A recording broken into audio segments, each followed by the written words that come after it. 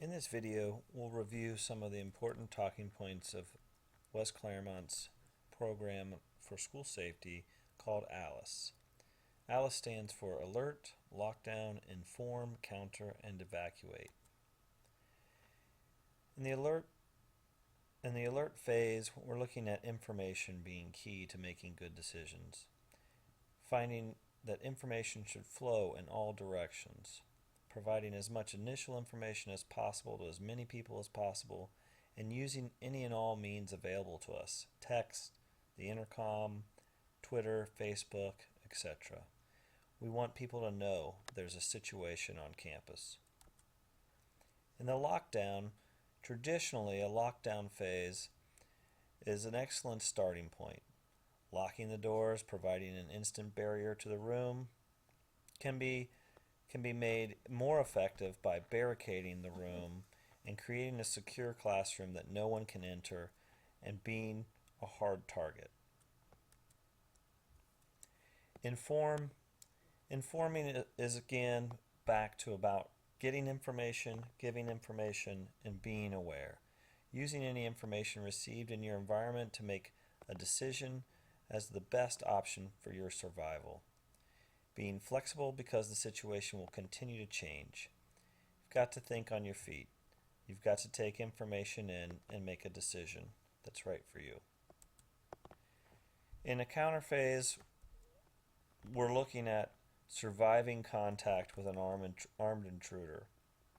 We're not teaching people to fight back. We're not teaching you to go after and encounter an individual. We're teaching you to survive and survival strategies. What may happen is when the ability to barricade or escape isn't there and contact has been made by the intruder, and this is the last resort. Engaging in things that will distract the shooter, noise making, yelling, screaming, moving, zigzagging, avoiding running in a straight line, putting distance between yourself and an intruder, distracting them, throwing books, book bags, phones, any object within reach at the intruder, aiming for their face, redirecting their eyes, making it difficult to be an easy target. Using your information that you've received in some situations might allow you to evacuate. If you're in an area where you know and have heard through the PA or through your own senses that you can escape and evacuate, then you should do so. Escape and get as far away from you as you can. Get as far away from the intruder as you can. Questions to think about. How do you know if there's an active situation in the building? If you need to barricade the classroom door, what could you use? How do you get information to others? As a student, if the teacher is unavailable, what are you allowed to do? Some talking points on those questions. How do you know if there's an active situation? That information might come to you in many ways. It might come over the announcements. It may be that you notice someone with a weapon, or you hear something in the hallways. It may be that a friend sends you a text message. One thing that's important to note: we need students to inform. If you're aware of a situation or you suspect something unusual, you should tell an adult.